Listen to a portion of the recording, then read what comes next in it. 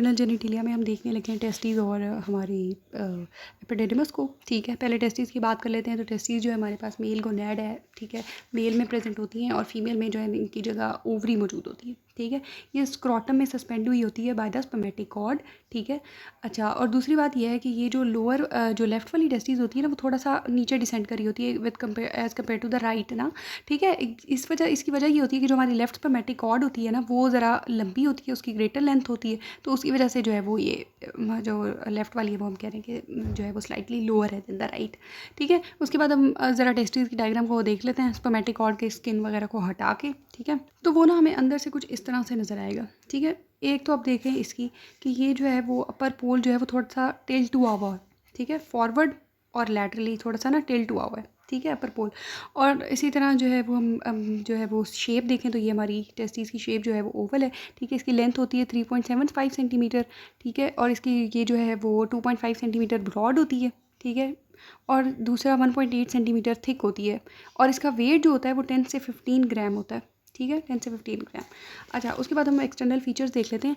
तो external features में हम बात करेंगे कि हमारी जो टेस्टिस है इसके दो पोल्स हैं, एक अपर पोल है, एक लोअर पोल है। इसको हम अपर एंड या लोअर एंड भी कह सकते हैं, ठीक है। अपर एंड जो होता है हमारा उसको जो है वो हमारे एक तो पहली बात ये कि दोनों पोल जो है ये कन्वेक्स हैं और दोनों स्मूथ हैं, ठीक है। अपर पोल जो है उसको साथ हमारे स्पर्मेटिक कॉर्ड आके अटैच हुई होती है, ठीक है। उसके बाद हम बात कर लेते हैं कि इसके बॉर्डर्स कितने हैं। तो बॉर्डर्स जो है वो भी दो हैं, ये एंटीरियर बॉर्डर है, उस साइड पर जो है वो पोस्टीरियर बॉर्डर होता है, ठीक है। अच्छा, एंटीरियर बॉर्डर जो है वो कन्वेक्स होता है, स्मूथ होता है, और इसको ट्यूनिका वेजाइनालिस ये एक लेयर है, ठीक है, जो कि कवर करी होती है, और इसको हम बाद में ना डिटेल में देखेंगे। और पोस्टीरियर बॉर्डर जो होता है वो भी स्ट्रेट होता है, ठीक है, और उसको जो है वो पार्शली कवर करी होती है ट्यूनिका वेजाइनालिस की लेयर। और जो हमारा पोस्टीरियर बॉर्डर है ना, पोस्टीरियर बॉर्डर का लैटरल पार्ट, ठीक है, ये बात याद रखनी है, पोस्टीरियर बॉर्डर का लैटरल पार्ट वहाँ पे हमारा जो है वो एपिडिडमस लाई कर रहा है, ठीक है। अब हमने कहा कि पोस्टीरियर बॉर्डर के लैटरल पार्ट में एपिडिडमस लाई कर रहा है। अब हम बात करें एपिडिडमस के मीडियल बॉर्डर की। एपिडिडमस का मीडियल बॉर्डर जो है, मीडियल सरफेस जो है वो सेपरेट हुई होती है फ्रॉम द टेस्टिस बाय जो है extension of the cavity of the tunica vaginalis, ठीक है। ट्यूनिका वेजाइनालिस को देखेंगे ना तो हमें ये समझ आ जाएगी। ये वाली जो मतलब एक्सटेंशन होती है जो कि सेपरेट कर रही होती है टेस्टिस को medial surface of the epididymis से, उसको हम कहते हैं साइनस ऑफ द एपिडिडमस, ठीक है। अब हम ज़रा देख लेते हैं। अच्छा, मीडियल और लैटरल सरफेसेस की बात करें तो ये लैटरल सरफेस हमारे पास, तो ये जो है ये दोनों सरफेसेस जो है मीडियल हो या लैटरल हो, दोनों कन्वेक्स और स्मूथ होती हैं, ठीक है। अच्छा, अब हम इसके बाद जो है वो कवरिंग्स देख लेते हैं इसकी। इस डायग्राम को देखें तो हम पहले देखेंगे कि हमारे पास जो है वो 3 लेयर्स मौजूद होती हैं, ठीक है, 3 कोट्स मौजूद होते हैं।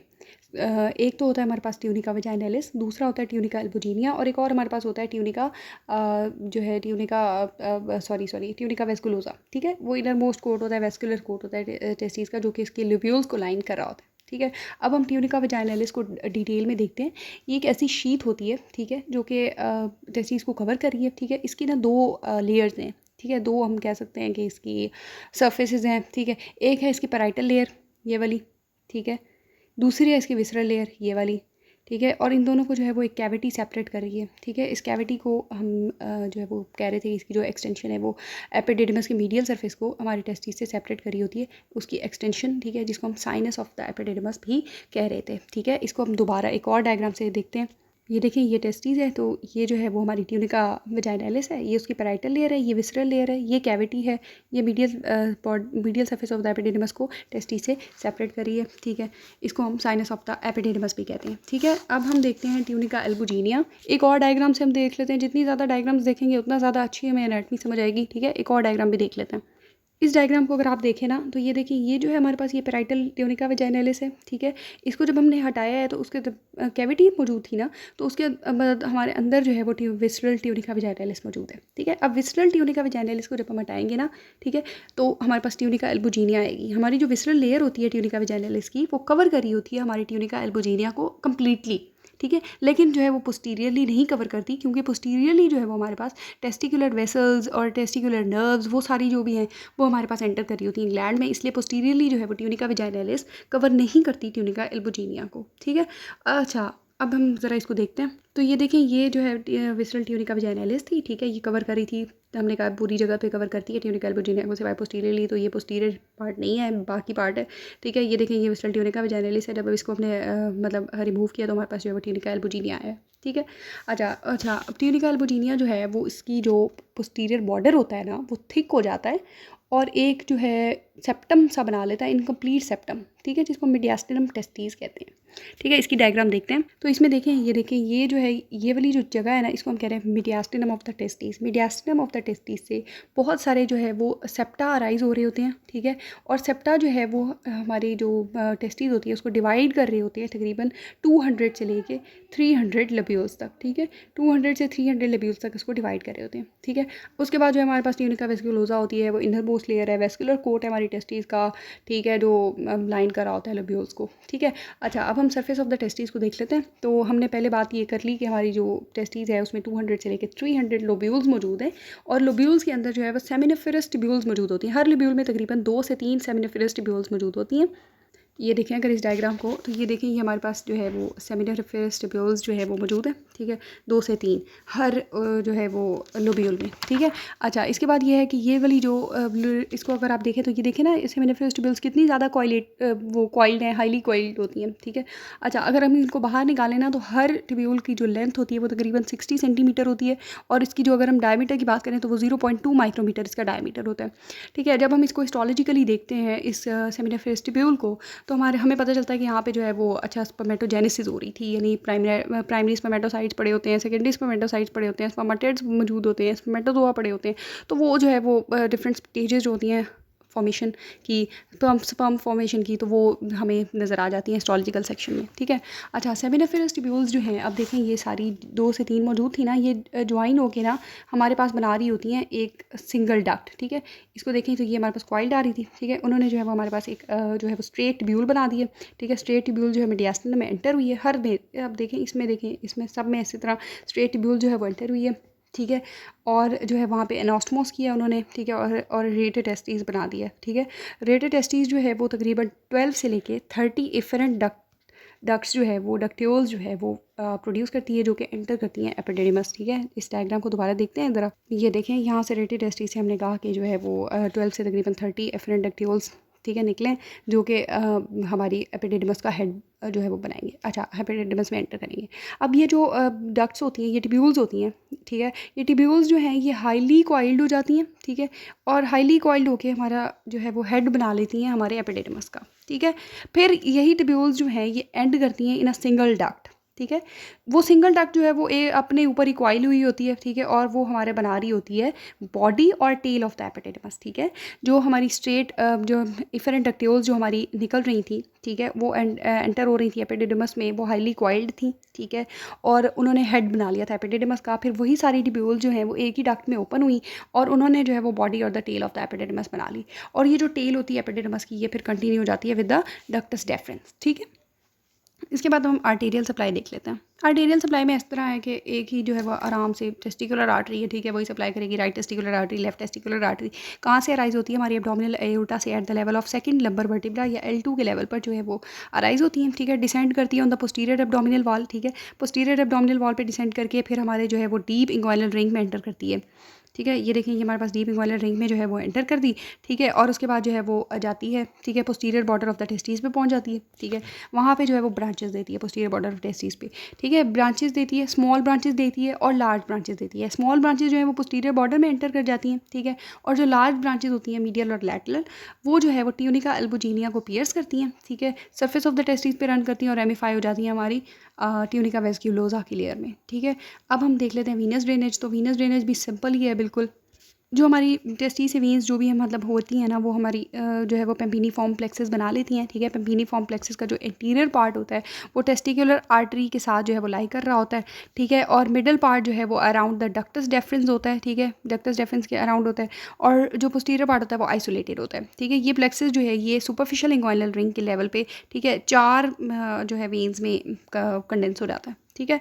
और डीप इंग्वाइनल रिंग में जो है वो तकरीबन 2 में। अब देखें 2 वेंस में कंडेंस हो गया। ये 2 वेंस जो हैं ये कंपनी करती हैं टेस्टिकुलर आर्टरीज़ को, ठीक है। टेस्टिकुलर आर्टरीज भी 2 थी, राइट और लेफ्ट। अच्छा, ये भी इसी तरह राइट और लेफ्ट, ठीक है। राइट जो वाली जो है वो इन्फीरियर रेना कैवा में जाके ड्रेन होती है, ठीक है। और लेफ्ट वाली जो है वो लेफ्ट रेनल वेन में जाके ड्रेन हो जाती है, ठीक है, लेफ्ट रेनल वेन में, ठीक है।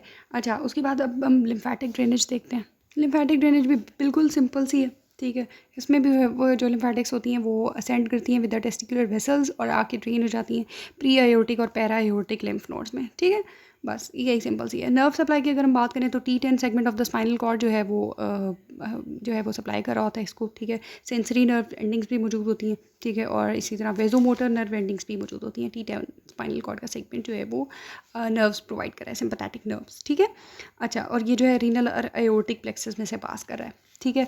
अच्छा, इसके बाद अब हम थोड़े से क्लिनिकल्स देख लेते हैं। तो क्लिनिकल्स में अगर हम बात करें तो ऐसा होता है कि टेस्टीज़, अगर एक टेस्टीज़ एब्सेंट है तो हम उसको कहेंगे मोनोर्चिज्म, ठीक है, और अगर दोनों एब्सेंट है तो हम कहेंगे एनोर्चिज्म, ठीक है।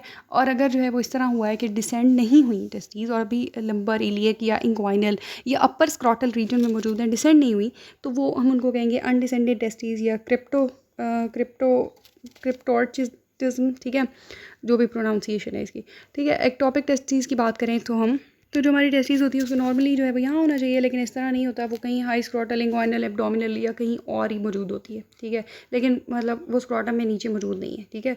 टेस्टीज़ फुली डेवलप भी हो सकती है, इनडायरेक्ट इंग्वाइनल हर्निया की वजह से भी मतलब इस तरह हो सकता है। और दूसरा ये है कि एपिडिडमस के साथ नहीं अटैच होती, ठीक है, ये भी कोई कॉज हो सकती है। अच्छा, दूसरी बात है हेमाफोरडिटिज्म की। हेमाफोरडिटिज्म में ये है कि जो है वो मतलब उसमें जो भी हमारे पास मतलब एम्ब्रियो, वो सॉरी, हम कहेंगे कोई भी न्यूबॉर्न इन्फेंट है या कोई भी है इंडिविजुअल, ठीक है, वो दोनों फीचर्स शो करेगा, मेल वाले भी और फीमेल वाले भी, ठीक है, दोनों फीचर्स शो करेगा कंप्लीट। उसमें जो है वो मौजूद हो सकती है टेस्टीज़ और ओवरीज़, ठीक है।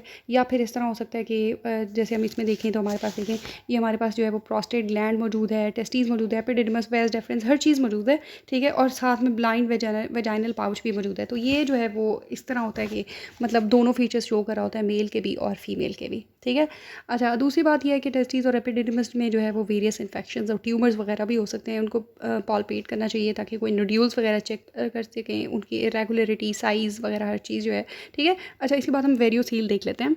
वेरियोसील में ये होता है कि जो हमारी वेन्स होती हैं, ठीक है, पेपिनिफॉर्म प्लेक्सिस ऑफ वेन्स, वो जो है वो डायलेट कर जाता है। अच्छा, मैक्सिमली ये होता है कि मोस्टली जो है वो लेफ़्ट साइड पे जो है वो ये काम होता है, ठीक है। लेफ़्ट साइड की पे होने की वजह ये है कि यहाँ पे जो लेफ़्ट टेस्टिकुलर वेन होती है वो तो एक तो लॉन्गर है राइट वाली से, दूसरा बात ये है कि ये जो है वो रीनल वेन पे राइट एंगल पे एंटर करी होती है और कोलॉन जो है वो इसको क्रॉस करी होती है, और कोलॉन जो है वो कभी कभी कंप्रेस कर सकती है इसको, तो उसकी वजह से जो है वो हमारे पास वेरियोसील या पेपिनिफॉर्म वीनस प्लेक्सिस जो है वो डायलेट हो सकता है, ठीक है। इसमें देखें ये जो है वो नॉर्मल है, लेकिन यहाँ पे देखेंगे तो हमारी वेन्स जो है वो डायलेट हुई हुई हैं, ठीक है। उसके बाद अगर हम अपनी एपिडिडमस को देखें तो एपिडिडमस जो है वो एक ऐसा ऑर्गन है जो कि रिजर्वायर के तौर पे एक्ट करता है स्पर्मेटोजोआ के, ठीक है।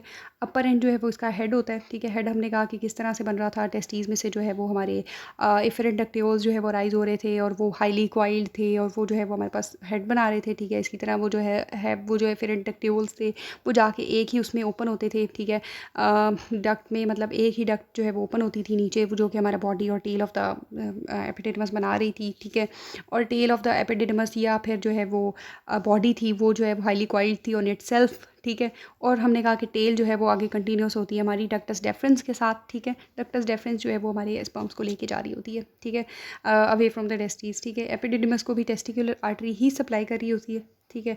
और वीनस और लिम्फेटिक ड्रेनेज बिल्कुल इसकी टेस्टीज जैसी है, ठीक है। और इसको जो सिम्पैथेटिक नर्व सप्लाई कर रही हैं वो है T11 से लेके L1, ठीक है। नर्व रूट जो है वो इसको सप्लाई कर रही होती है। इसमें हम देख लेते हैं एपिडिडमटिस, ठीक है, मुझे इसकी सही प्रोनाउंसिएशन नहीं आती, आई एम सॉरी। टिस आ गया ना तो मतलब इन्फ्लामेशन हो गई है, ठीक है, इन्फ्लामेशन। अब ये देखें ये जो है वो हमारे पास ये नॉर्मल एपिडिडमस थी, लेकिन ये देखें ये इन्फ्लामेट हो गई है, ठीक है। इन्फ्लेम्ड एपिडिडमस है, एपिडिडमटिस हो गई है। इसी तरह अगर जो है वो ओवरी अगर सॉरी अगर टेस्टिकल जो है वो इन्फ्लामेट हो जाएगा तो उसको हम कहेंगे ऑरिकिटिस, ठीक है। इनकी मेन कॉजेज जो होती हैं वो ट्यूबरक्लोसिस होता है या फिलियारिसिस जो हमारी बीडी में लिखा हुआ है ना, ये भी एक जो है वो वर्म की वजह से जो है वो इन्फेक्शन होता है, ठीक है, उसकी वजह से ये दोनों चीज़ें हो सकती हैं। This was all about testes and the epididymis. Thank you so much.